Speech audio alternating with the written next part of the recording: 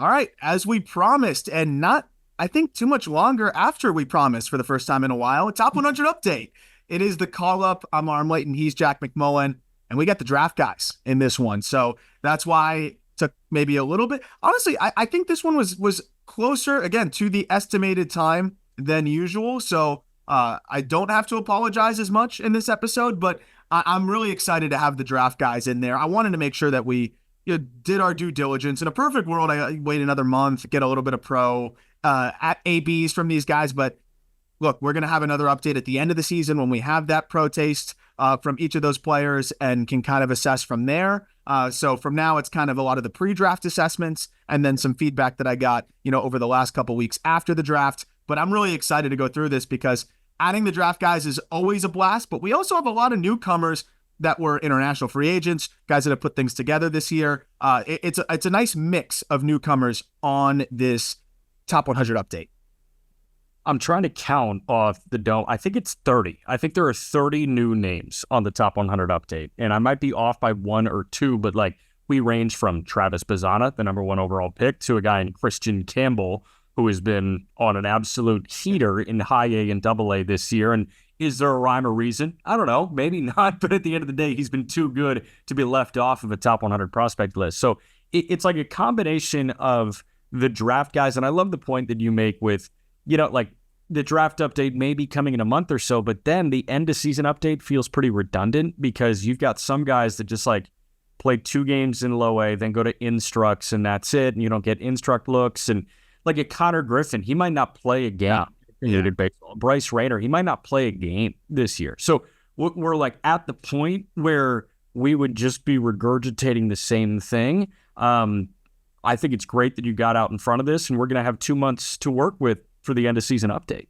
100%, which I'm really excited about because you have some people graduate. You will have some of those college bats playing, so at least we'll be able to assess there, which is fun. I agree, the high school guys, it's going to be really difficult. If anything, it's just going to be my opportunity to go see them in person. But other than that, nothing's going to change much because I'm not going to take much from a couple weeks of data or a month of data from high school guys. So much changes so quickly. The college guys, I think you can lean into a little bit more and look at a smaller sample and take more away because they're closer to the quote unquote finished product of what they're going to be. So you could see some movement with the college guys, but for the most part, it's just not going to change too much with the high school guys and a lot of the lower level players. But it's nice too with a lot of promotions that we had. Now we have about a month and a half of runway, 2 months of runway of those players being challenged the rest of the way, which can 100% impact evaluations of these players, for the final update. Well, and dude, the other thing about the college guys too that I want to add is we now can get a good feel as to what a barrel looks like for them.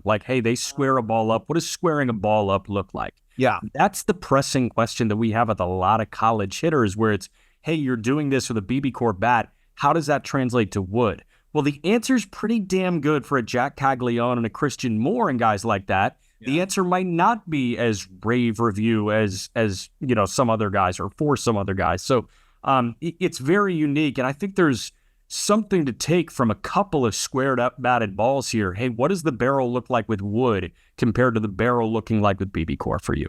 I think it's a great point as well. And I mean, you can look at JJ Wetherholt as a great example of that, and we'll get to that in a moment. But yeah, just seeing what that A swing produces right away with wood is always nice. And also just seeing how guys adjust to just different caliber spin, I think is always nice. But like we said before too, you don't want to take too much from a small sample like Dylan Cruz at the end of last year. I know he hasn't been lighting it up this year, but this was a guy that was kind of struggling even at points in the lower levels. And people are like, what's going on? Now it's more, can he just click enough in AAA to get that big league promotion? So, there's a lot of nuance to it, but I'm excited to get into the new names. And I know we got a bunch, so we'll try to go as quickly as possible. And I know you're going to walk us through it.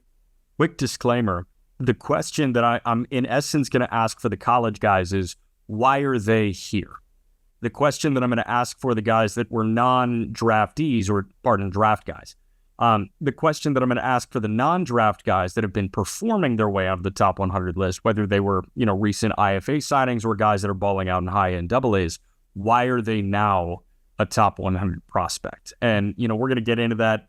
I know the order is not set in stone fully, but you've got the ballpark by 1 or 2 spots for all of these guys. So I went from highest, like Bazzana is going to be the highest newcomer on this list. So we go from Bazzana to the guy currently slotted at 100 in this list. Perfect. Yep. And I think that's a perfect precursor. And one other thing too, of course, as always, the article and the full list is linked in the episode description. But as we're recording this, it's 3:00 on Wednesday. So just some small little things that might get adjusted in the 11th hour. But for the most part, yeah, I don't think it's going to change. Definitely the order of these newcomers is almost surely not going to change. But the exact number, maybe one way or another. So that's why we're not going with the exact number. Also, we will be doing a mailbag on the Top 100 update in the coming days, or at least next week. And of course, as always, to supplement that, a subscriber mailbag to make sure that those of you that subscribe to the bonus episodes are getting your questions answered.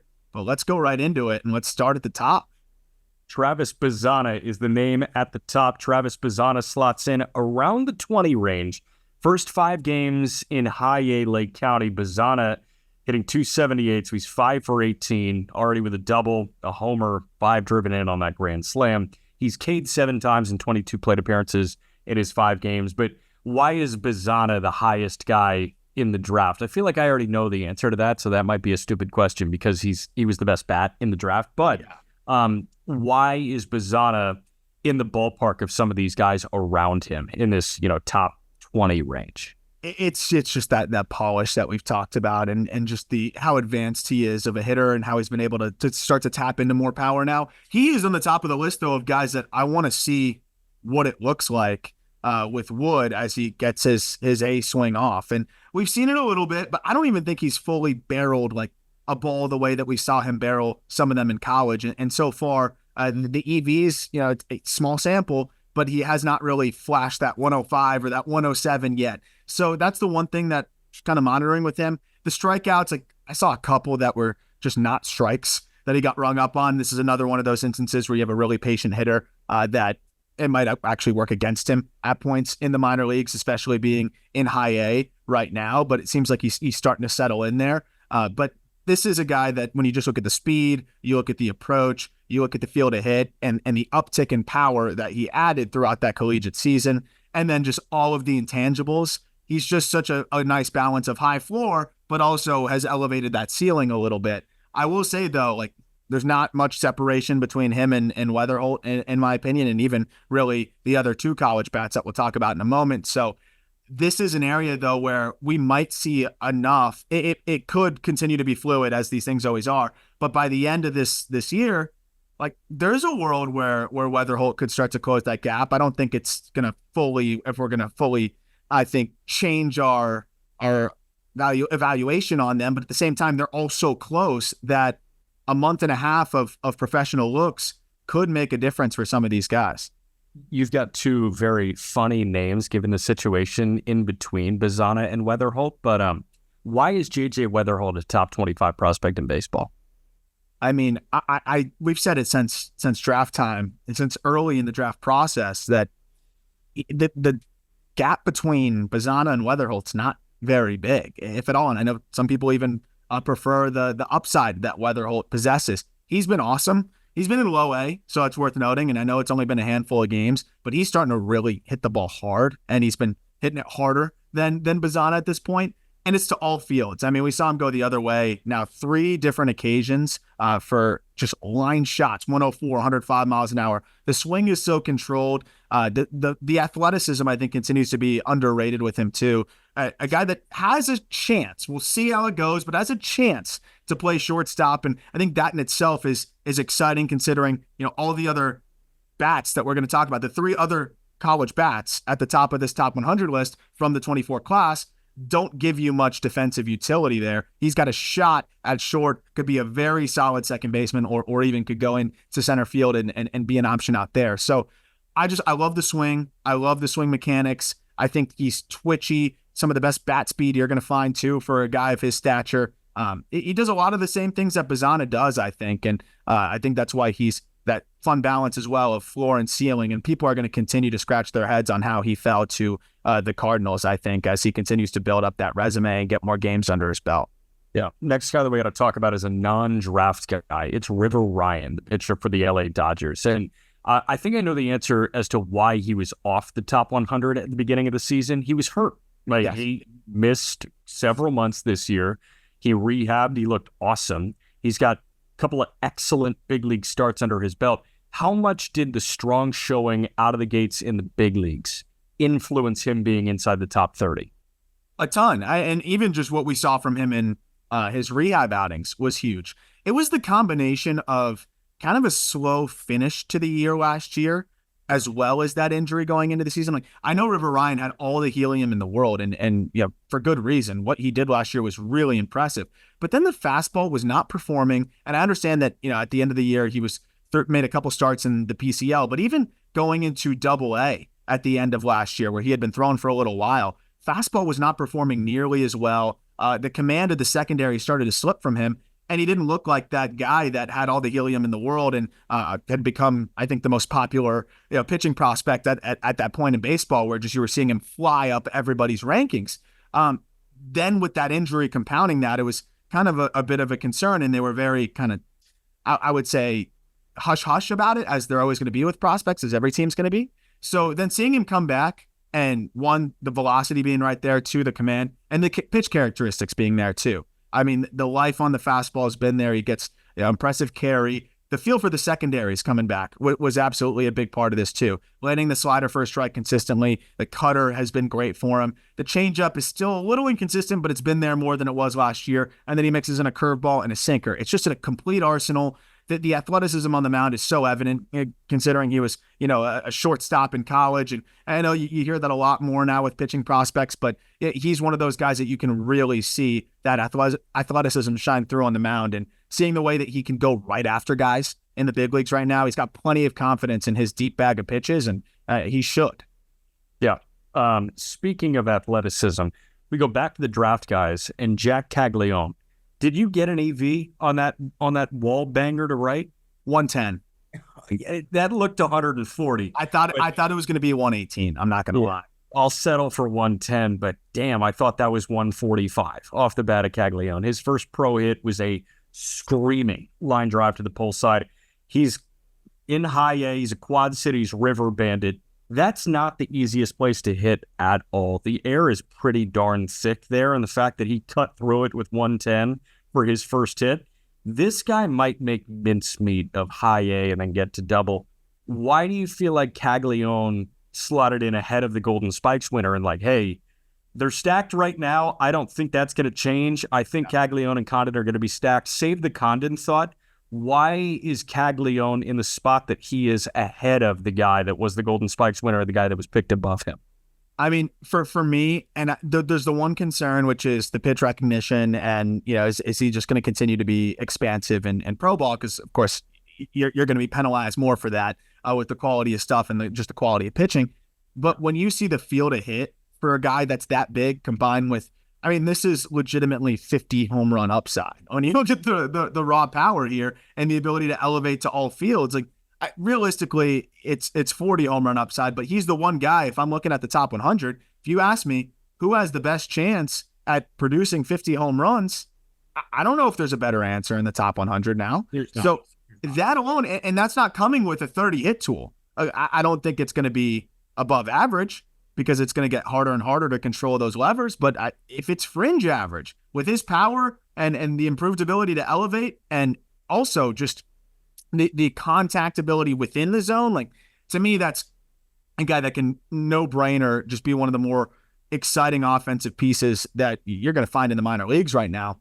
And then you add to that the fact that you have that outside shot of pitching, which just adds some intrigue here. We're talking about a bunch of players in this realm with the collegiate, with the draft, these college guys, most of them were, not giving you a ton of defensive value here. So Cags does have the fallback on the mound, also might just try that, and they might do the reliever thing and then have him hit. I think they should just shift the focus to hitting. And even if you're assessing him as such, like, I still think he could be a solid defender at first. I do wonder if they want to try him in the outfield a little bit because of the fact that he's actually a decent athlete and can throw. But it really just is all about the power and the hit being way better than it should be for a guy that's like 6'5", like 240, and produces some of the more ridiculous exit velocities you're going to see. I think he can cut the chase down, and that's the big reason why too. Because if he does that, I think you're going to see that hit tool start to progress too.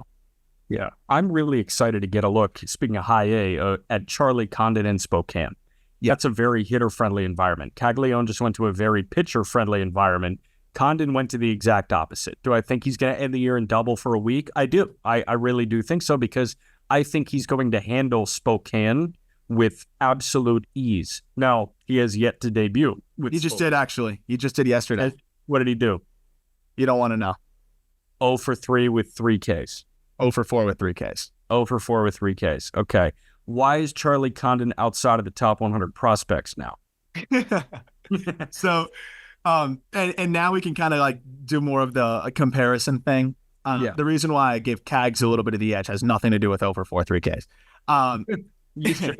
Yeah. That's easy. We're adjusting these rankings, the most active and updated rankings in the world, where every game we bump a guy up or down a spot. We should go at bat by at bat. I feel like we can do it. We've got like 45 minutes to play with in between plays. But so genuinely, Cags, I think the one thing with him is, you can get a little bit front foot heavy on change ups. Controlling that weight is something that he's working on, but the path is so conducive to hitting breaking balls. I think way better now that some of the things that he cleaned up, and he hit breaking balls really well this year and hit left on left really well. Condon, his path is geared to be able to dominate fastballs, and he did that, and that's going to be something that translates into professional baseball too. At the very least, I think it's going to be that fastball masher that also crushes hangers. My concern is there's a little bit more swing and miss issue, I think, that could catch up to him in the professional ranks. When I look at the path, when I look at the way that he kind of angles towards the baseball, I think he can get in and out of the zone a little bit too quickly. I think he also can struggle to recognize that spin. I think if you have two guys that are a little bit longer, are going to always be probably on the higher end of chase on secondaries, unless they really have this huge improvement. And Condon is a lot better in that regard. I just think that there's some issues in terms of being able to get to that breaking stuff, be more adjustable, and that's the one concern. The flip side is this guy puts up massive exit velocities. I think you look at the flashes of field to hit, even if he does have those challenges with the secondaries, the fact that he can be so efficient to the baseball for a guy that's 6'6" and produce, I think it was above 90% in-zone contact on fastballs. The problem was that it significantly dropped off against secondary stuff. If he can find a way to be a bit more adjustable and have a path that's a bit more conducive to hitting secondary stuff, then he could end up being an absolute monster. But I just have a little bit of that concern of, how are you going to handle spin when your contact rate, overall contact rate against fastballs, 90%, against secondary stuff, basically everything else, 68%. That's only going to be exacerbated in professional baseball, and you're only going to see more and more and more spin. So how can he adjust to that to be able to tap into that 70 grade power consistently?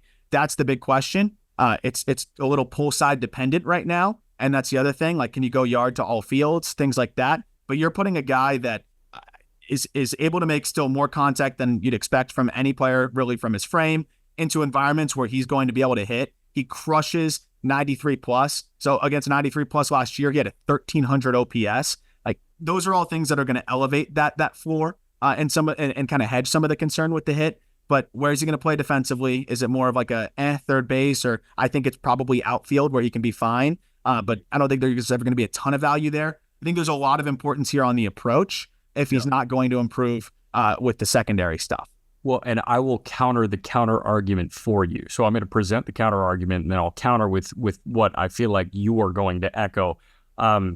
You could pose the counter argument. Well, he got drafted into an organization where 81 games a year, he's seeing, breaking balls tick down against him. So is that as much of a concern? The counter to that is even a tick down breaking ball at the major league level, or even a tick down professional breaking ball, is better than any college breaking ball that he saw. It's still going to be the best breaking stuff that you have seen. And if a guy has a slider deficiency or a curveball deficiency, it does not matter that you are at Coors Field. These pitchers are still going to throw nasty curveballs and nasty sliders. Is it going to be as nasty as it would at sea level? No. But at the end of the day, it's still going to be freaking nasty, and he's still going to have some trouble with it. No, it's a great point. And on top of that, like, the way I kind of try to look at it too, of course, you got to consider the environment and the organization. And of course, I mean, knowing the Rockies, they're never going to... % of the ingredient list, like that's 10%. I'd say like 5 or less, and it's very unique circumstances here because at the end of the day, you're looking at the player in a vacuum, and they'll never trade him. But if Charlie Condon gets traded to St. Louis, then does he drop on the prospect rankings? Like that's where it gets a little bit interesting. I think he went to the best environment possible for him to succeed because the depth of those breaking balls and even changeups kind of gets hedged a little bit. And the other side is your floor is so much higher from a power perspective when you pull the ball in the air as consistently as Condon does. But at the same time, you got to be able to have a little bit more.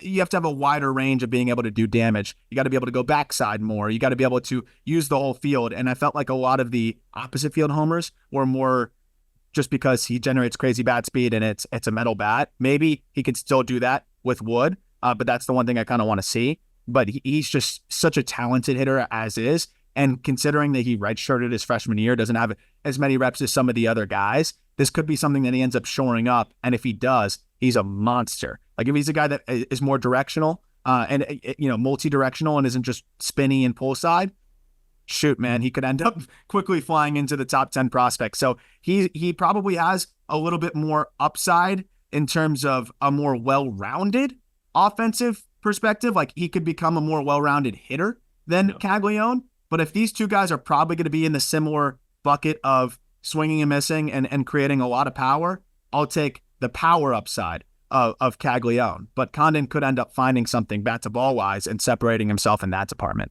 Yeah. We go to the college pitchers now, and both those guys find themselves the tier 1 college arms. They find themselves in the mid to high 30s. And Hagen Smith checks in before Chase Burns, the Arkansas pitcher who the White Sox took 5th overall. Now, I feel like this was a floor versus ceiling thing that you had to fight because the ceiling for Burns just feels higher objectively. I mean, he throws 100, 101. He's got that slider, but at the end of the day, correct me if I'm wrong, I feel like Hagen Smith slotting in ahead of Chase Burns is more of a testament to the floor and the swing and miss that he can get now and the limited damage that he got in the SEC and that you feel like he's going to get with this version of himself. Yeah, I mean, that was kind of what put them in the same conversation. And because I think, you look at Burns, just the upside being what it is, probably had the edge on Smith. That floor elevated him a little bit. And then the more I dug into Smith, the more I felt like there was maybe a bit more to dream on with him too. So being able to bump that ceiling up a little bit too to get closer to what Burns can be, but still it's kind of in its own echelon, just helps solidify that overall profile for me because I mean, Hagen Smith to me is the only guy. I know people are putting 70 grades on Chase Burns' fastball, and from a velocity perspective, it probably is. But I struggle to imagine that a pitch that yields a 950 OPS against and pretty high batting average numbers in college is a 70 pitch. Of course, he can get it there, Burns, with some adjustments. But for now, to me, it's a plus pitch, and it's not even performing like that just yet. Again, think he can get there. But when you look at 270 pitches here, Hagen Smith to me is the one guy that has 2 pitches currently performing like 70s with the fastball and the slider. Burns can get there because the slider is disgusting. That's clearly a 70 pitch. Yeah. But with Smith right now, fastball was one of the most dominant pitches in college baseball. It's the reason why he set the K per 9 record. And the slider is just a problem. When you have release characteristics that overlap with, a Josh Hader, and then you also start to flash the changeup, that's the big X factor for Smith. And already starting to flash that changeup, if it can come along to the point where it's even average, we've seen guys, and Crochet was the cutter that he found too. And I think the White Sox are going to try something very similar. I don't think it's a coincidence that you have archetypes that are somewhat similar to each of these guys, not totally, but similar enough on the big league squad of both of these organizations that they can kind of dream on. Because teams, it's a lot easier to develop, I think, pitching the way that you want to develop it compared to hitting because there's just so much nuance and so many variables. Pitching, you kind of have a lab. You can try to design the arsenal the way you want. Is a guy always going to be able to do it? No, but you can try those specific things and try to maintain that archetype that you want. With what they were able to do with Crochet, finding that cutter, that would be a game changer for Hagen Smith because that fastball plays elite at the top. The slider is disgusting. Hitters can't pick it up. And the changeup just needs to be a pitch he mixes in 5 to 10% of the time, especially if he finds a cut. That's the thing, man. Like, you can play the squint game with both of them. And I love that you brought that up because You play the squint game with Hagen Smith. You squint and you see your all-star in ARB1 that missed time with Tommy John and was in your bullpen. With Burns, you squint and you see your technically pre-ARB all-star that you already extended. Yeah. If you can squint and see all-stars on your team in 2024, there's precedent to that guy's success. So, like, that's exactly what these two ran into. And that, it doesn't entirely justify Burns going number 2 overall. It felt like there were some better avenues that Cincinnati could have gone. But at the end of the day, you can justify it a little bit. You can make it make sense internally that the Reds did what they did. Especially if they feel very confident that they can, follow the path that Hunter Green did, which was, when we're talking about that guy's fastball just not performing the way you would expect. 80 grades being thrown on it because it's 102, but getting hammered. I mean, the numbers when we used to talk about it were pretty ridiculous in Double-A. And we're like, oh, well, if it's getting hammered in Double-A, what's going to happen in the big leagues? He improved his location. I think there was some release characteristics that were adjusted that really helped as well. And they're able to, he along with the Reds were able to get to a point where not only does he keep the ball in the yard in Great American Ballpark, he's dominating with that fastball. And it's setting Cy Young conversation. Yeah. Legitimately. And it's setting up the rest of his arsenal.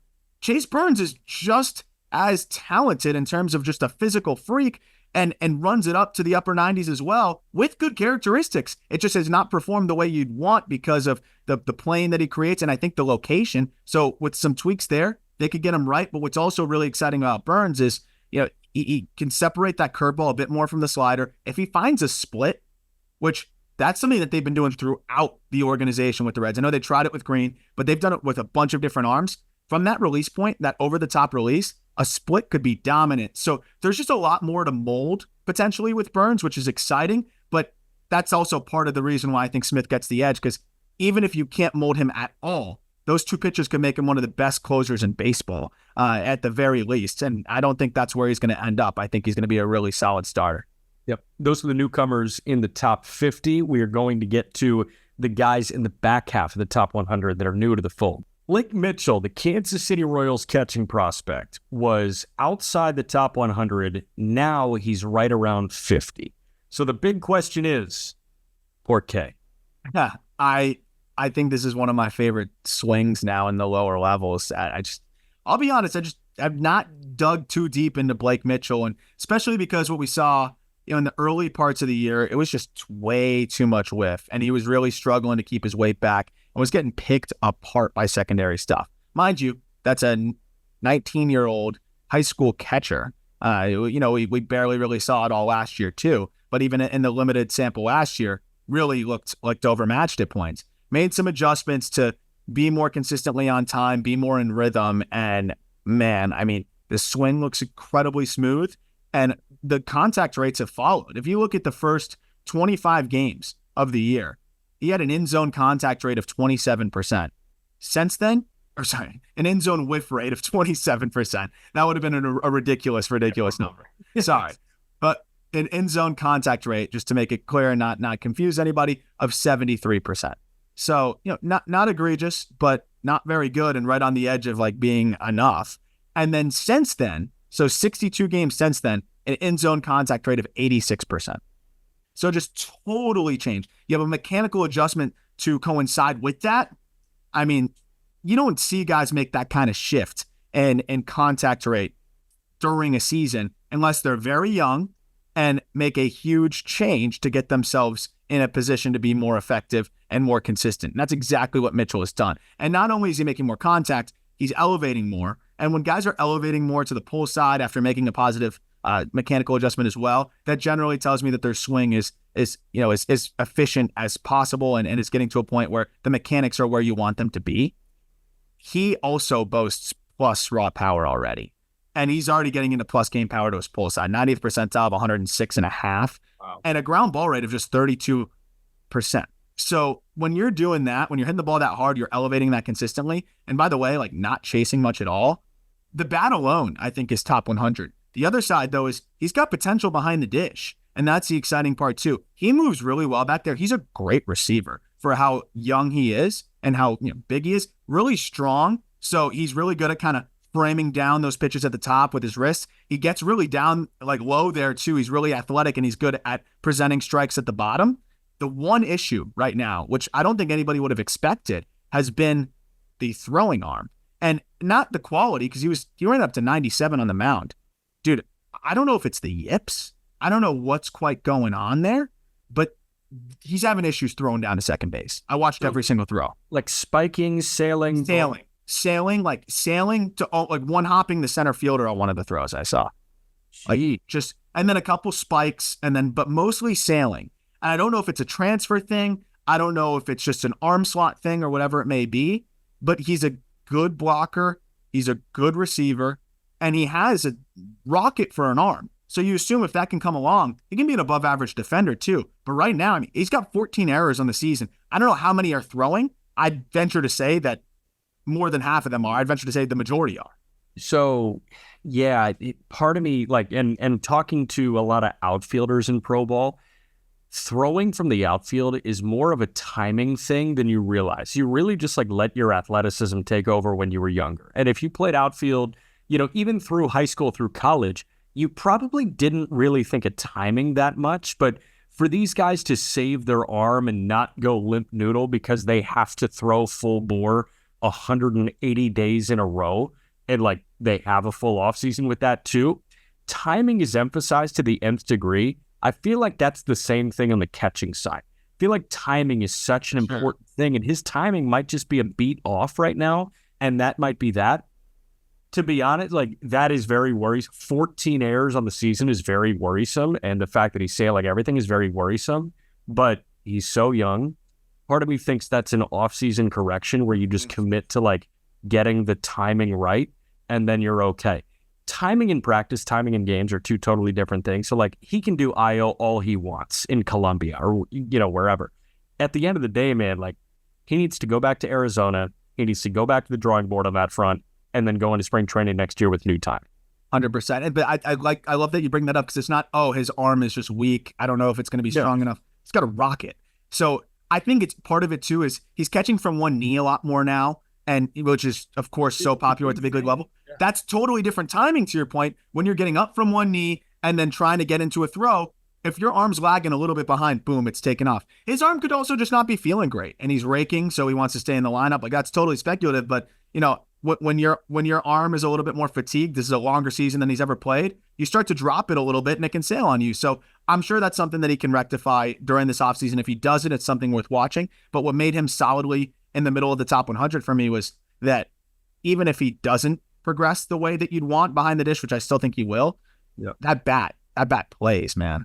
Yeah. We jump to Quinn Mathews, who is, I feel like, strictly a production add to this. If I told you last year that Quinn Mathews was going to be on this list and like in the mid 50s, you would have laughed me off the show. I would have just said you're doing the pitchability lefty thing again. Yeah, but like this is so much more than that, clearly. Yeah, I know. I know you love the lefty, so I would have been like, oh, okay, yeah, he's just picking guys apart. Like he's just like I'm smart enough to know that a 4-year guy that just threw like 209 pitches in one game isn't going to be a top 100 prospect. Oh, 1,000,000%. So I'd be like, all right, well, what do you see here? Like, what are you loving? Edgy right now. You're being. What are you loving about Jared Schuster? Like that's what I would have thought. But no, like, dude. It is crazy what he has done. I mean, you've been tapped in on pitching prospects since, you were a kid. I know, like that's the nerdy thing about both of us, and that's why we're friends. Like, can you think of an example of a guy that jumped this much velocity-wise in the span of one off season? And maybe in college, sure, but going into professional ball, even between professional seasons, I don't think I can think of one. No. So again, define friends. But like the only other example that I can think of is Kirby, but that was at Elon. Like his freshman year, George Kirby showed up to Elon throwing 88, and he left flirting with 100. Which is like a lot more common in your collegiate career. College, because you're in a college weight program. And I know that it's Elon, but at the end of the day, it still is a college weight program and in a nutrition program. In terms of college senior to first year of pro ball in one offseason, going 90 to 96, 97, that has never happened for my money. No.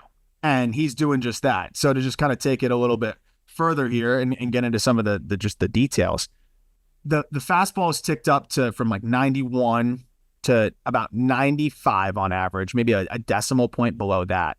Then you have the entire arsenal now. He had always had the changeup, and the Cardinals love their pitchability guys, right? Like that's what they always look for in the middle rounds. Radchich and Hansen and Jerpy and McGreevy. And McGreevy, like list goes on, man. It's so crazy. They probably took him thinking, oh, maybe he'll be a 6 starter for us, and we got him in the middle rounds. He's a gamer, and nice. Like that's just a solid arm to have in your organization. Or they saw a guy that could just turn into an absolute monster, and we're like, oh, we just stole somebody.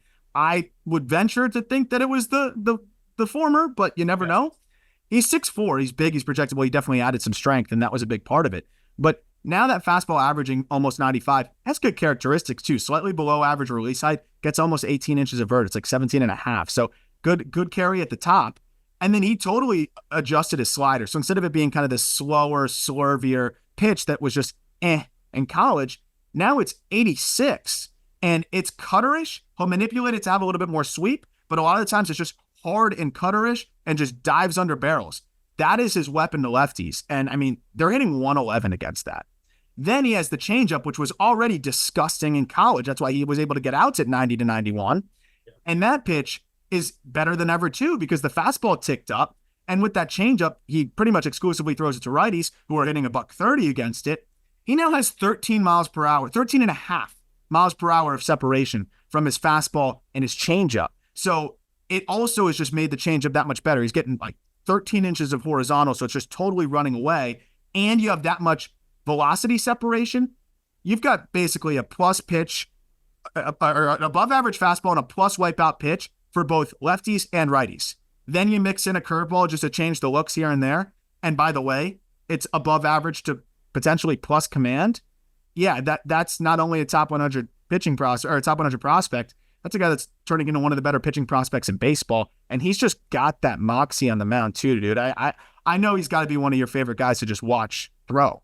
100%, because like you get that laid back Cali bro vibe from him, but somehow it's 95 and it's buzzing upstairs, and again, like you mentioned, the changeup ticking up there. Everything about him is endearing. And everything about him says that he's going to be in the Cardinal rotation next year. And that's a good thing because they're all 40 years old. But at the end of the day, man, like the Cardinals grabbed somebody, I agree with you. I think it's the former, where they were just like, hey, you know what?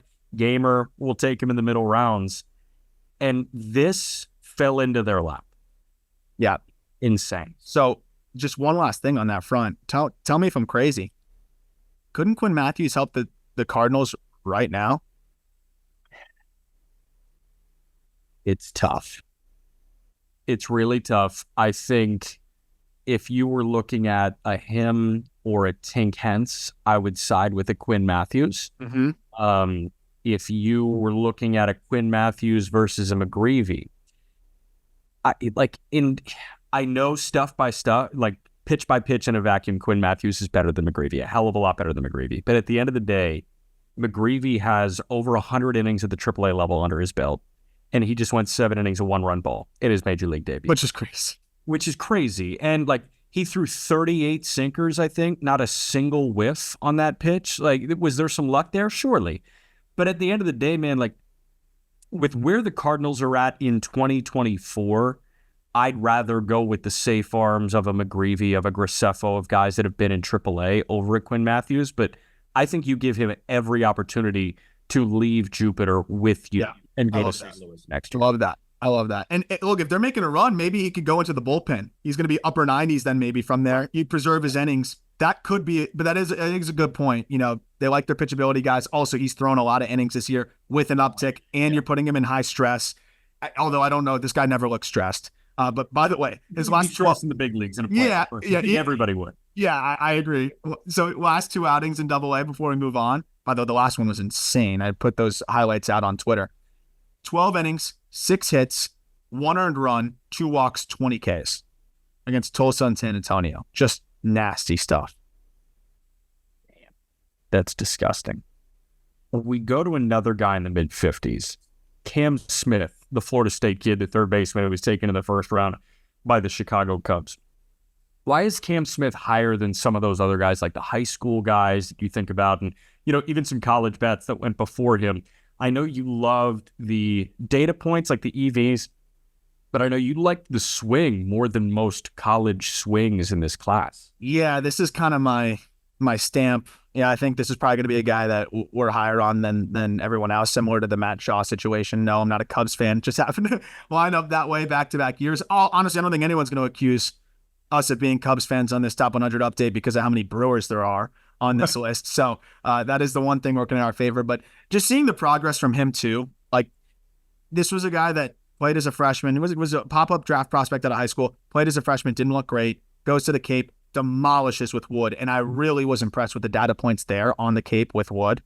From a contact and exit velocity perspective, really impressive. And that was another reason why Bazzana felt good about where he was headed there too, and still think he can, barrel some baseballs pretty well. But you look at what Cam Smith did all year, the power to all fields, making a mechanical adjustment that quickly. Hey, I struggled as a freshman. Boom, I get it right. Same with Tibbs. Tibbs was able to do that too. That is really encouraging because there might be one more adjustment that he has to make at some point. Like it almost borders on stiff at times, or at least looks stiff because he's so simple in the box. But he's so athletic that generally I get a little nervous with those types. With him, I just watch every single pitch, and he just still seems so adjustable for a guy who's so still, which is generally not two things that overlap. So that was the one thing that really sold me. The approach being really good, the EVs being really, really good, competitive against secondary stuff.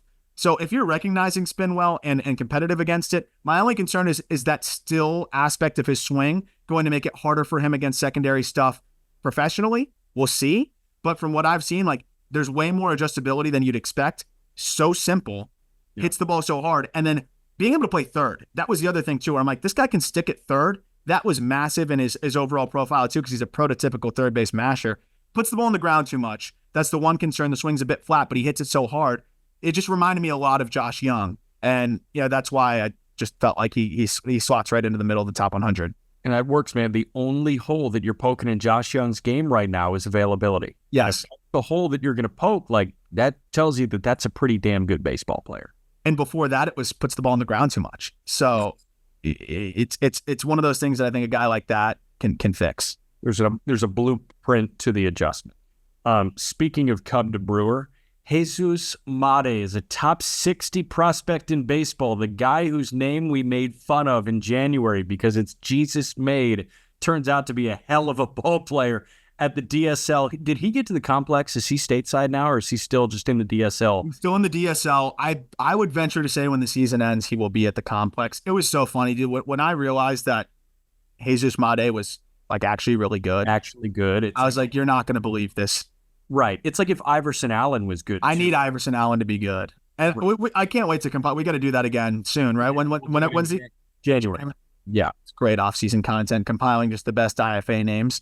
But like it reads as Jesus made, and like he also looks that way on the field, man. Like it is amazing.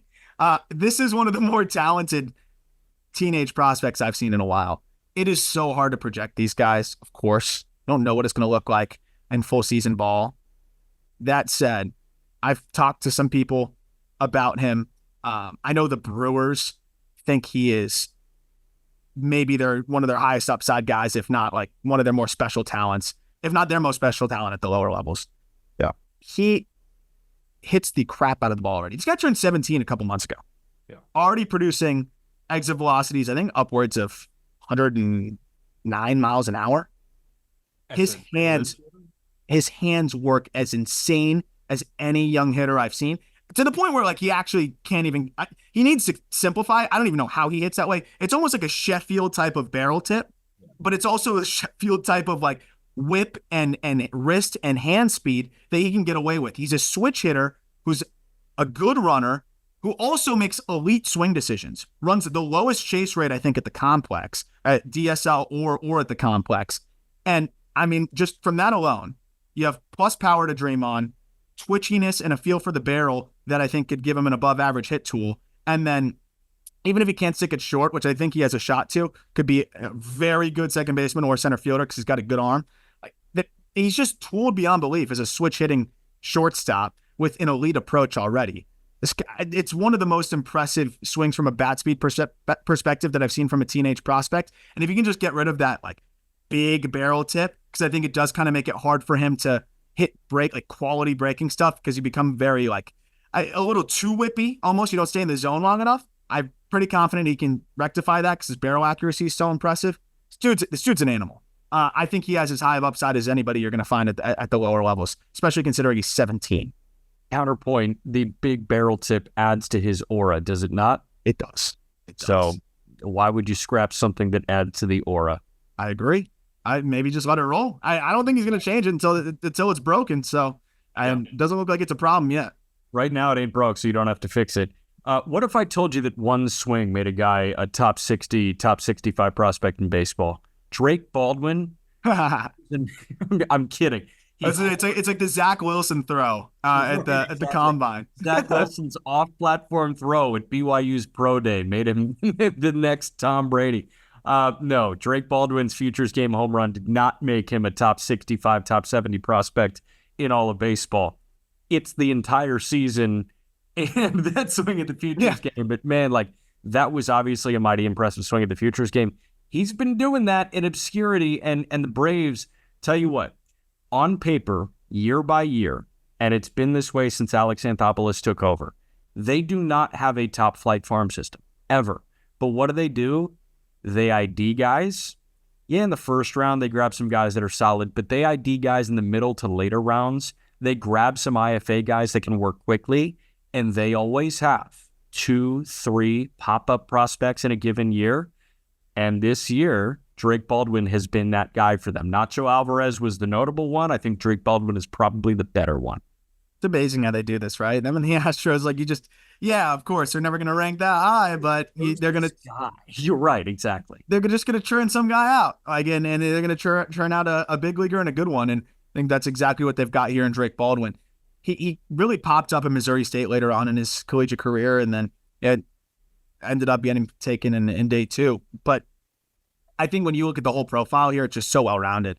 But what really sold me is tapping into what's now comfortably plus power. And it might not totally translate into plus game power, but I think it's like 65 grade raw power. If you look at his last 50 games between AA and AAA, he's running a 90th percentile exit velocity of 108 miles an hour. I love his swing too. It's his big leg kick that he starts with, but it's more of just a timing mechanism for him than like a move that is getting him into his backside or complicated. Like he really naturally is in his base and in his backside. So he has this big leg kick that he starts really early. He's always under control. And I think a great tell in that about how well, especially a left-handed hitter controls their body with a bigger move is how do you fare left on left? And this year he has fared quite well left on left, especially over that same stretch of 50 games where he's got an OPS over 800. So it just seems like he's become that more well-rounded player. He's a solid defender. The approach is really solid.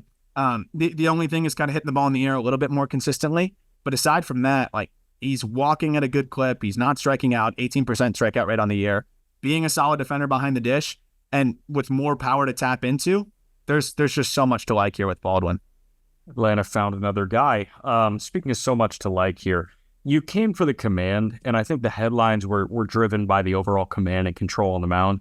But you stay for the stuff, and it's the stuff that made Zebby Matthews a top 70 prospect in baseball at this update. Minnesota Twins right-hander. I mean, we were on Zebby Matthews' walk watch when he started the year, just going as many 3 punch-outs before his first walk. Like, how is that possible? Now it's just seeing the velocity hold. We were talking about it early in the year. Like, wow, this is also one of the bigger upticks, I can remember in terms of fastball velocity, because the field of pitch had always been there, but he was 94 last year and he's sitting 96 this year. Some starts sitting higher than that, but the feel for the entire arsenal, right? He's got the cutter, the slider, a curveball that'll mix in, and a changeup that needs to come along. And that's kind of, I think the one thing that is missing from him right now. He's struggled a bit in AAA, but I think some of that is also just probably being around the zone too much. And that's something that he'll have to adjust to. It's just getting guys to chase more. But yeah, I mean, this is somebody that's pouring in strikes at a 71% clip, but the stuff is actually really good. It's a 96 mile an hour heater. It's a 91 mile an hour cutter. It's a mid 80s slider. and then he'll mix in a curveball and a changeup. If one of those can continue to come along as that trusted, other offering for a lefty, he's in really good shape, and I think that curveball has. So it's just a high floor arm that still has exciting ceiling because of the trend of where his stuff has really become.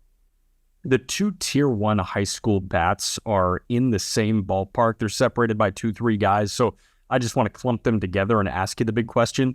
Why are Bryce Rayner, now of the Tigers, and Connor Griffin of the Pirates, mid to high 60 prospects in baseball? They're kind of at the back end of that 55 future value tier. And that's where they kind of slot in there. Because I was looking at them in a vacuum, like, all right, what do I ultimately think? Where do I think they settle in here? And for different reasons, I think ultimately with the way that their game kind of looks across the board, I feel confident in their ability to become, an above average regular. I know there's a little bit more risk with Griffin, which I'll get to, but you look at some of the players after them, I think those are guys that are more likely to just settle in the slightly above average to average regular range, where these are guys that can be like comfortably above average to potentially plus. So just being in a little bit of a different tier than the next couple guys on that list, I think was a part of it. But you look at Rayner and Griffin, both with just exciting upside and impact on both sides of the game. Griffin on another level in terms of, he could be a 70 glove in center and ridiculous power. Rayner more that the power is already being tapped into more in games. The hit tool still with some question is further along. And he's a guy that I do think has a little bit more plate discipline at this point, a little bit better plate discipline at this stage. But when you look at Griffin, could be a 70 defender in center. His plus power that he's still working to tap into more in games. And the biggest question is the hit tool. But I see Griffin as this guy that could really project as like, it's a project, of course, but could project as like a Bretton Doyle type in 2024. Like 2024 Bretton Doyle is what you can dream on. That said, there's a wide range of outcomes there. Rayner still comes with a wide range of outcomes, but I think you're seeing that like Marcelo Meyer type. I don't know if there's like a clear-cut comparison at the big league level of a left-handed hitting shortstop with plus power. It's not going to be Corey Seager because his field of hit is just different. And I'm so tired. And I'm so tired of comping every left-handed hitting shortstop out of high school to Corey Seager. So it's too different. I think there's going to be more whiff. But that said, like maybe that's the loose comparison there. I think both are just so exciting and provide so much upside. But I think Griffin has an even higher ceiling. It's the floor still low relative to these other prospects, but just being a little bit more solid from Rayner that gives him the slight edge. Totally opposite end of the spectrum. The Astros are pulling out all the stops. They're tapping into the reserves, and they just called up Zach Dezenzo for his major league debut. And Zach Dezenzo, you have at 69 right now. He's had a really nice season so far in, I want to say double and AAA. Very brief in AAA, I think. But he just got the call up, Dezenzo. This is a guy that, frankly, I know next to nothing about. Give me the 411 on Zach Dezenzo, because this is a very bad tabbed, I think, Astros farm system. And I knew about Meldon. I knew about Luis Baez because you really liked him. I knew about Arrighetti. I learned about Blas. But Dezenzo has been one of those guys that has kind of flown under the radar until now, where I have to see him play in a wild card chase, and that's a good thing. Yeah, and I think he's actually a guy that makes sense to call up and can help them. He's already getting reps in at first base, but it can play a solid third, and I do think is their long-term option at third base, assuming Bregman walks. He started to really solidify himself, I think, last year as a guy that could be part of that Astros future. The EVs were just ridiculous, but it was trying to translate that into game power. He was a little aggressive at times, struggled with fastballs at the top. So just kind of shoring up, hedging those weaknesses, and figuring out how to continue to leverage his strengths. He's cut that chase significantly. He got a late start this year, so a lot of time to kind of think about how he wants to go into the year and how he wants to hit the ground running. A little bit of an injury that I think kept him out for a couple months. Gets right back into Double-A and just mashes right away, but looked a little bit more complete, where I saw him laying off of those elevated fastballs more. I also just saw him a little bit quicker to them when he did want to pull the trigger on stuff at the top third. Spitting on secondary stuff way more than he did last year, and the EVs just being continuously strong, and he can drive the ball with authority to all fields. Like, he's going to hit oppo shots, but he can also still pull it in the air as well. The fact that he can play a solid third, they're going to get him some reps at first as well. I think there's plus raw power here that probably ends up settling more at 55 grade as a 2025 home run guy, but I think you can dream on even more than that comfortably if he taps into it more consistently. But a lot of doubles and being viable at third base now with an improved ability to walk, it's a pretty sound profile for a power bat. Yeah. Jarlin Susana a month ago was not sniffing this list. Why is he in the low 70s now? Doing everything that we wanted to see, right? Like you say everything. I think we only wanted the one thing. Strikes, the one thing, and it was just throw strikes, and he's thrown strikes for the last month, and it works for Jarlin Susana. It's enough of a sample now in watching these outings that I feel good about where he's headed. And I mean, the feel for two fastballs now as well. Like he's always had the four-seamer and the two-seamer, but it almost felt like some of them would just come out differently almost by accident. Now it's concerted effort to elevate the four-seamer and then picking the right spots to run the two-seamer in on their hands. And I think just having those two pitches alone at 90 to 90, or sorry, excuse me, at 100 to 101 is crazy. And then beyond that, it's looks so relaxed now delivery-wise. It just seems like he found something that has just translated for him. You talked about Shane Baz a couple episodes ago where just kind of finding that slow and easy delivery unlocked a little bit more in terms of just being able to throw more strikes.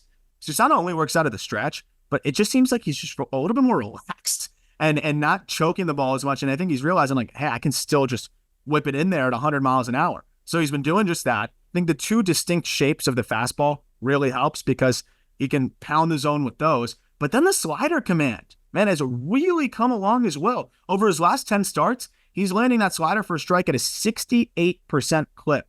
And through that stretch, opponents are just 8 for 92 with 50 strikeouts. So it's an 087 batting average. He's even flashed a changeup that, like, you'd think Susana, when he throws a changeup, like he's going to sail it to the backstop, right? Like Rick Ankiel style. He's not. Like, it's not as consistent as the other pitches. 59% strike rate on his changeup that he's just starting to mix in a little bit. Yeah, it's just fine. Just fine. And like it's similar to kind of that new Edward Cabrera type.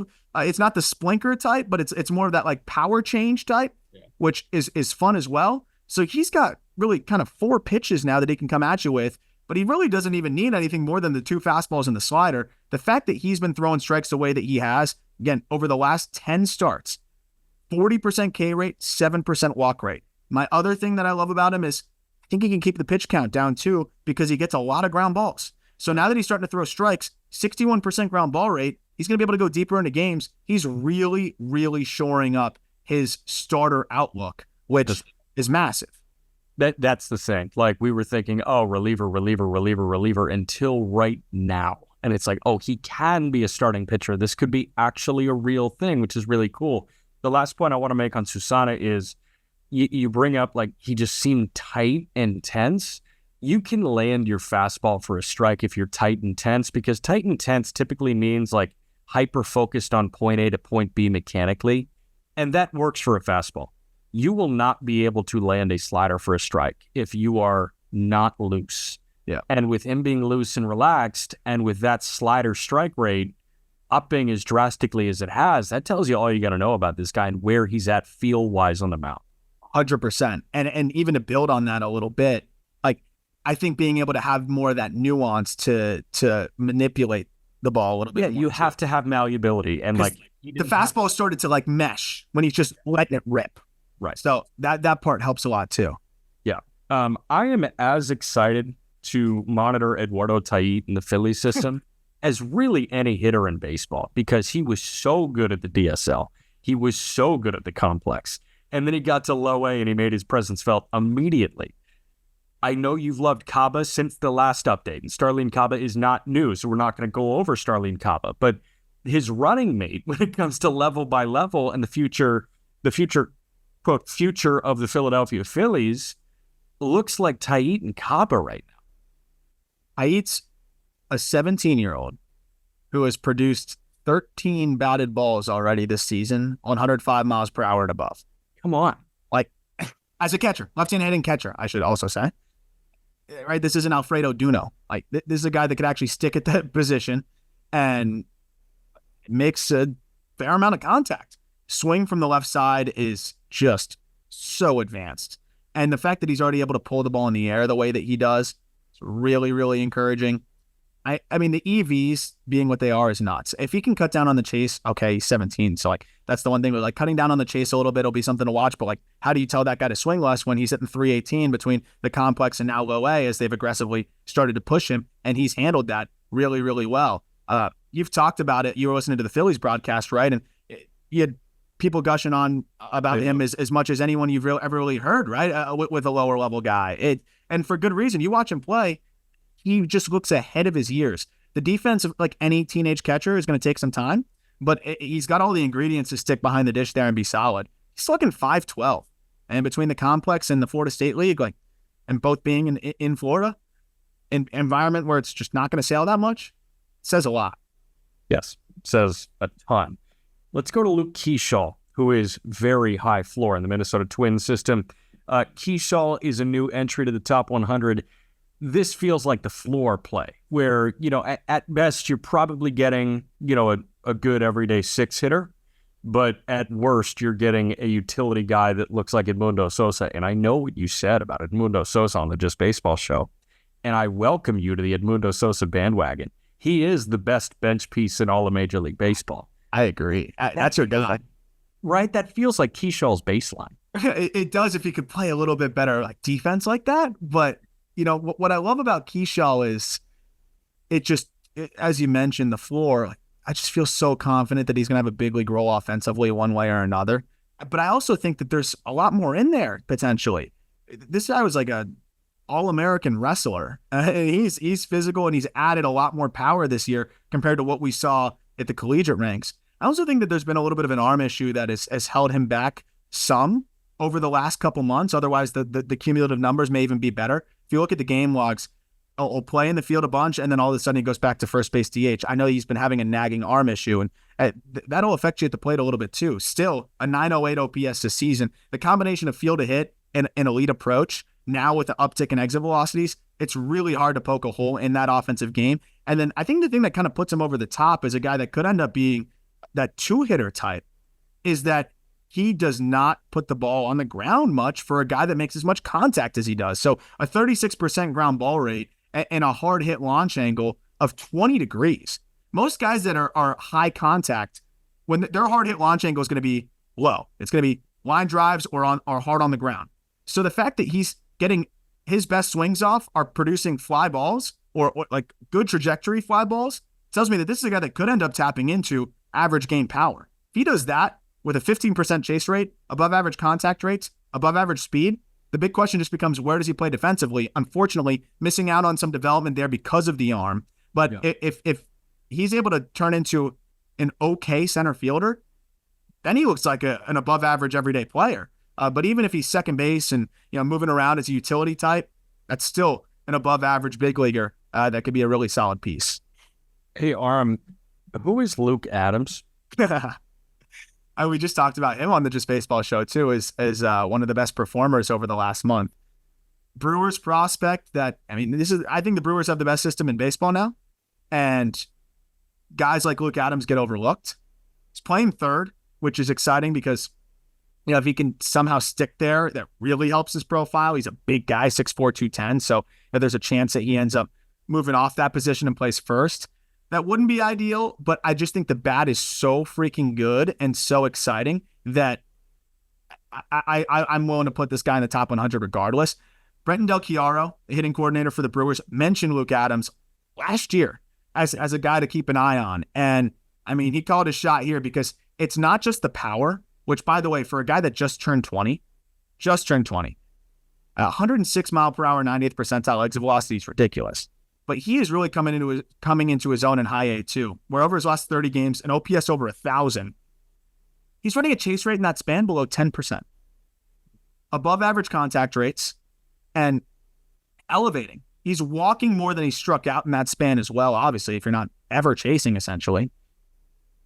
I think this is one of the most underrated bats in minor league baseball. By the way, in that span, for a guy that's 6'4", 210, this is actually a crazy stat.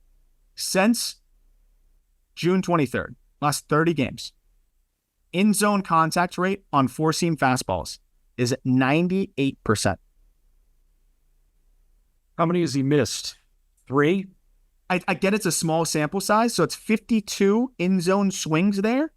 So that would be 2? He's 50 for 52. Yeah. Or no, 1. 1 miss. 51 for 52, yeah, because he would be 98 points. On four-seam fastballs in the zone. 1 for 52. I know that's a small sample. It's a little cherry picked. Yeah, blah, blah, blah. but I don't care. He's hitting nukes. 1 for 52, yeah. For a guy that's hitting nukes, any stretch like that is crazy. So that blend has got me fired up. He's walking at a 20% clip this year. Even if that continues to cut, that blend of approach, field to hit that makes no sense for a guy of his stature, and a 90th percentile of 106. The Brewers continue to draft incredibly well. And this is another one of those examples where they found a really good piece. And I'm not sure if they overslotted him or not. I'm trying to remember. But regardless, he was a great get. Yeah, no doubt. Also, we'll call our shot right now. Braylon Payne will be on this list next year. I'm sure. By the way, he was a 12th round pick. So technically got overslotted. They gave him 6th round money, $282,000. Okay. I'm 22. That's a very fun math game to play.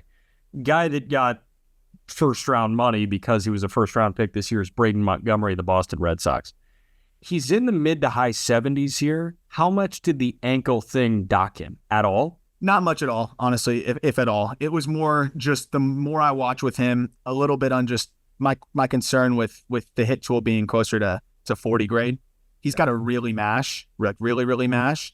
Even though he's going to be a fine corner outfielder, especially with the 80 arm, the approach is, I think, fringy at this point. So he's either going to make a big stride plate discipline-wise or make a big stride in terms of the bat to ball. It's a max effort swing, so I don't know if there's a ton of adjustability there. Results in more in-zone whiff on secondary stuff. So there's just more pressure to tap into that gain power consistently. And he saw a big jump in EVs, but can he elevate a little bit more? So I just think there's too many. He's close to being a monster offensively, but there's a few different things that have to kind of go right. So waiting on that front, I need to see him kind of excel at one thing in particular other than EVs to bolster that offensive profile. But the fact that he can be a solid right fielder, the fact that he's a switch hitter with that big raw power and made some strides in the SEC, transferring over from the Pac-12, I think is really impressive too. Big difference in the quality of pitching there. So he definitely improved his outlook overall. I got to see that hit tool or approach come along. Jason Chourio with the Cleveland Guardians. We've got 8 more guys, I want to say. We can plump Jason Chourio and Angel Genao because they are the next 2, and they are in order when it comes to the newcomers, both Guardians prospects. Chourio and Genao, I feel like, are 2 of the breakouts at the lower levels. They were teammates in low A for a good bit. No, Genao was in high A. Chourio was in low A. What made both of these guys top 100 prospects? Genao just hasn't stopped hitting. Yeah. And even though there's like some things to his game at times where I'm like, okay, he could probably clean some things up, shore some things up. You can't really argue against the raw talent here. And 20 years old, he was 19 at the season start. EVs are good enough, but I mean, it's just scrappiness. It's just that classic switch hitting middle infield type that the Guardians love. But I think he's kind of got better tools across the board than some of these other guys. And this is another just one of those where it's hard to deny the production. And he just has not slowed down, hitting 338 over his last 50 games with an 893 OPS as a switch hitter who can play some good defense on the left side of the infield. But I think he can kind of be that utility type too. He's played second, he's played third. I think he looks solid in all the spots. It's hard to argue against that. Gotcha. And then Chourio. Chourio is another one where it's like he is just not really slowed down. It's a different type of production where he's not going to expand. He's just able to draw walks, I think, at a level that you don't really see from 19-year-olds, and he was 18 at the season start. So just seeing the youth. Impact, yeah. Yeah. Sorry, what was that? Much more impact than Genao, too. Right? Yeah. Really? That's my one thing with him. I'm like waiting on it. Genao's got 10 homers. Chourio's only got 4. Really? So the EVs are like... They're exactly the same. Exactly the same. I thought Chourio would be punching in a totally different weight class than Angel. You'd think so. He's built totally different. He's 6'1". versus a 5'8" Genao. That was the one thing that kind of kept me from being all the way in on Chourio is it's a lot of flares and speed and balls on the ground and just utilizing that plus speed. But at the same time, when you're 18/19, walking more than you strike out in full season ball with plus speed, he can be a menace on the base paths. The contact rates are impressive, and he's also a switch hitter. Like, that's a profile that's just too solid to overlook in the top 100. Even if there's some questions defensively, I think he ultimately ends up settling in left. This is more of the floor over ceiling guy in the back end of the top 100. But yeah, that's the one aspect. If he can tap into more power, because he's got way more power projection than Genao, then you can really start to dream on a lot more, especially if he does have to move into a corner. Yeah. Nick Kurtz with the Oakland A's. Kurtz is behind these guys. He's in the high 80s. What separates a Kurtz that far from a Condon and a Caglianone? Because a Condon and a Caglianone are like in the low 30s. Kurtz finds himself in the 80s. What's the separator? Yeah, I think with Kurtz, it's a tough read in general because he's been so productive throughout his collegiate career, and has a swing that's just geared for lift, and he puts up great EVs. But when you look at the underlying contact rates and you look at the swing path, there's a legit chance that hit tool is just behind even the other two, in Condon and Caglianone. If that happens, then you're really looking at an uphill battle to be able to slug enough and just produce enough. So it's a little bit of the same concerns against secondary stuff, a little bit of the health side of things too at times, where the shoulders kind of continue to nag me at a bit of a wrist issue. I think he's a guy that could end up just raking his way up to that conversation with them. I felt like with some inconsistencies during the season, some underlying whiff numbers as well. And I love that he's able to elevate as much as he does, but it's almost to the point where it's like too much, where I think it's almost too uphill of a swing that might get picked apart a little bit more in the professional ranks. So I'm just a little bit more skeptical of the hit tool with him than even some of the other guys, which I know might not be what the consensus is, but it's just kind of the way I see it. And again, this is a guy that's been a tougher read for me. So just being upfront about that, there's a chance that he ends up really outperforming and my expectations and will adjust. It's just been difficult to exactly peg him. But I do think he's going to have some trouble left on left too.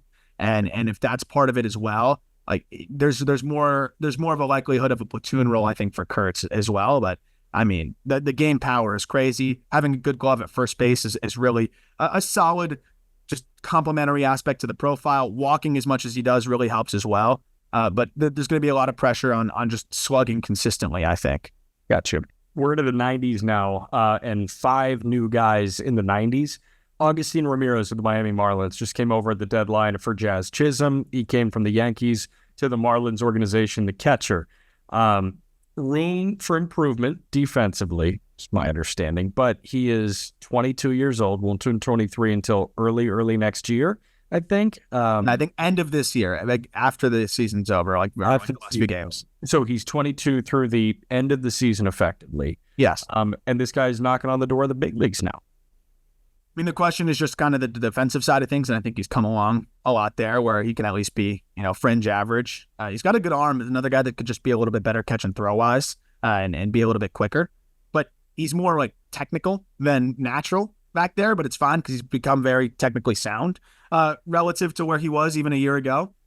The big thing is you're getting a plus to borderline plus raw power bat that has now tapped into that power in games a lot more this year. 20 home runs. He had 18 last year or 19 last year. The thing with him is he elevates fastballs really well. And almost like a large portion of his home runs have come on fastballs. And the ground ball rate against fastballs is 33%.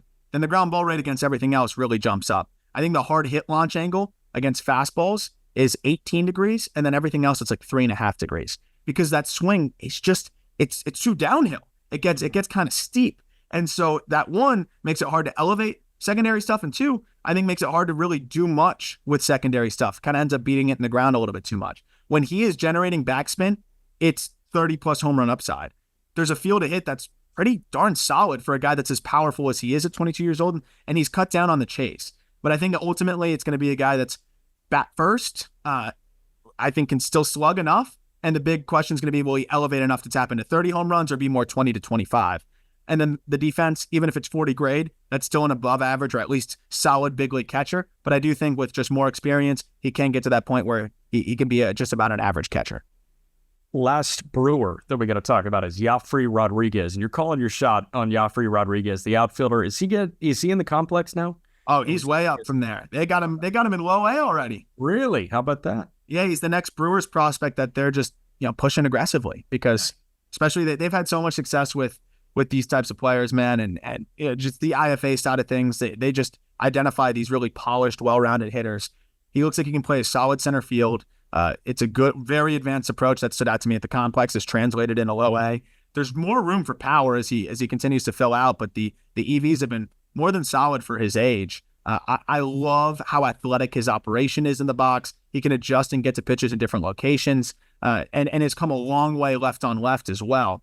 It's just a very well-rounded center fielder that I think just doing what he's doing, 783 OPS in low A as an 18-year-old is quite impressive. And he just continues to build and has gotten better and better as the year has progressed. And I think the stolen base aspect is going to get better. That's kind of the one missing part of his game. But as that comes along, it's going to be as well-rounded of a profile as you're going to find, I think, in the back end of the top 100, especially with teenagers.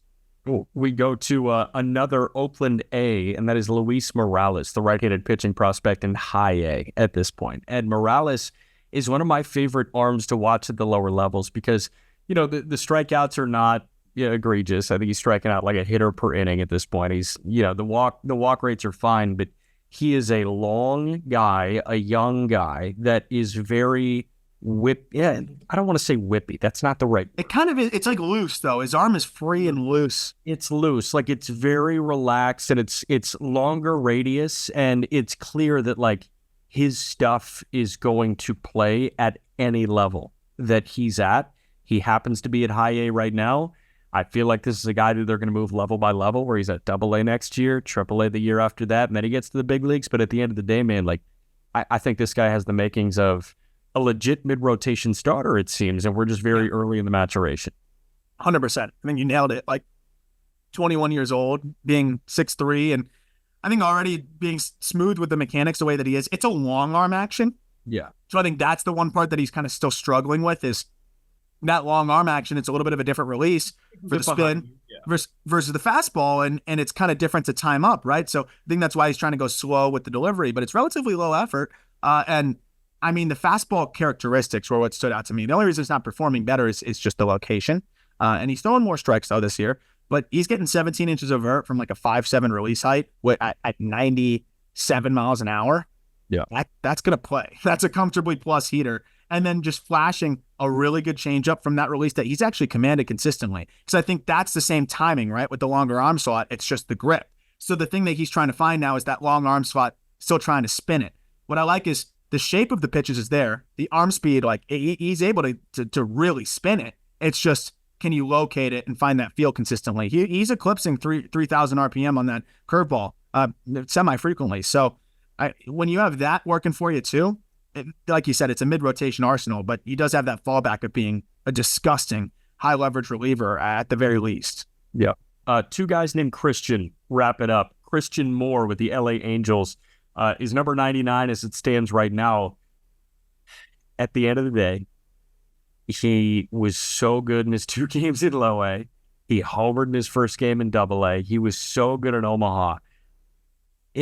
It would almost feel wrong to leave him off, just trying to get into your head. Like, I know that, you had some concerns during the draft process, and like seeing him go as high as he did, it was like, whoa, how about that? But I mean, man, like it's clear that he's going to meet the moment. And the thing is, he's seen nothing but big moments in the last 25, 30 games that we have to work with. Yeah, his dad sat next to me on the plane, so I just promised him he's got to be top 100. This is a Jack influence here, and I'm saying that in a way where it's like, you do a really good job of presenting the counter arguments and the other perspectives, because like it can get tough when I want to be as open-minded as possible and not try to just like, I think sometimes you kind of have your bias of like what you thought before, and you got to be willing to adjust and things like that. I still have the same concerns that I had in terms of, is he going to hit enough with fastballs that are elevated? Is there some defensive limitations? Sure. But what you brought up, which I think is an excellent point, is like, yeah, but we just saw this guy flash 113 with Wood already. So we know that power is already translating, and we're seeing him, catch up to velocity in the little that he's seen. He hasn't seen enough of it yet, and in the slower stuff, he's demolished. But I watched the little velocity that he's seen, and you can see that there was a concerted effort to be ready on time. So already kind of having that adjustment there is encouraging. But the point you brought up is like, who out of this draft class, and really how many players that are not in the top 100 are producing that kind of impact, especially right away with Wood? It's really translating. And, again, I still have the swing and miss concerns, but when you see what he brings to the table, I think that's definitely a guy that's worthy of consideration in the back end, just off of the power upside. And this guy is already surpassed the player that Shotwell was at this point after the draft. And frankly, Neto was probably at a better spot, but Neto was also a higher rated prospect. And the thing is, Shotwell, I don't think anybody's, beating you up if you had Shotwell in your top 100, knowing that the Angels were going to fast track him and seeing what he was doing in Double-A at this point already. And I'm not saying that Nolan Shotwell getting up very quickly should influence Christian Moore being on the top 100 list, but I'm just saying that Christian Moore is a hell of a lot, better and more complete than Shotwell was at this point last year. And I think we're going to see this guy in the big leagues. And I'm not saying it's going to be as blow up as Shotwell looked at the beginning of this year, but I don't think it's going to be egregious, that kind of stepping stone, because again, he matches moments. That's what he does.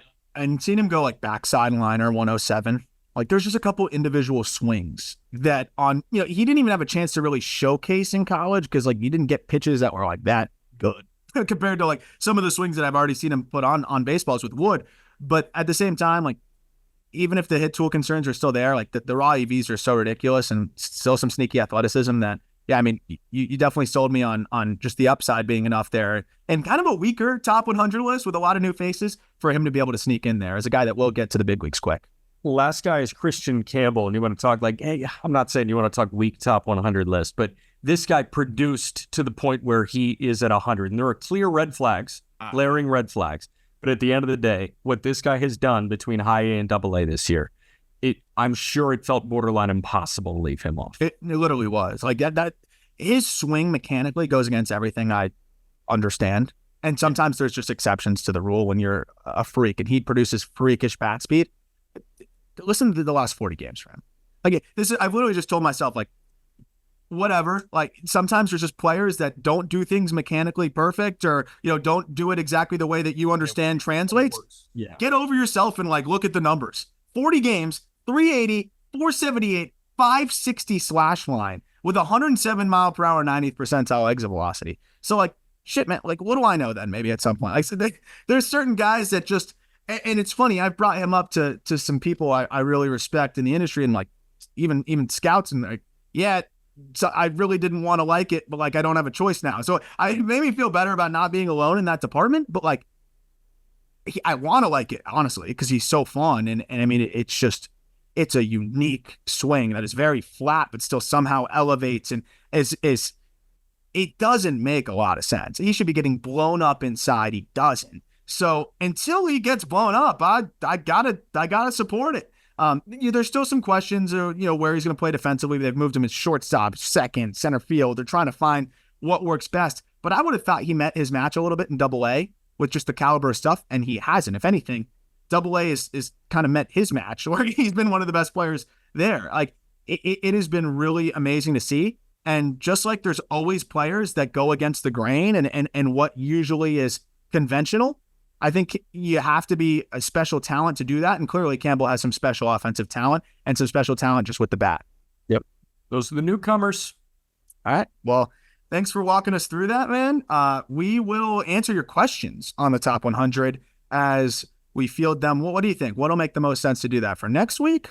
So, we're going to do the biggest risers on Friday, and then we will do a top 100 mailbag in the subscriber mailbag next week. Beauty. I like that. I like that schedule. That sounds great. Looking forward to talking biggest risers, because there's some big ones on this list as well. And of course, it's linked in the episode description. As always, thank you for listening. If you leave a rating, help us grow the show, that'd be awesome. Subscribe to us on YouTube as well. Look forward to talking prospects with you on Friday.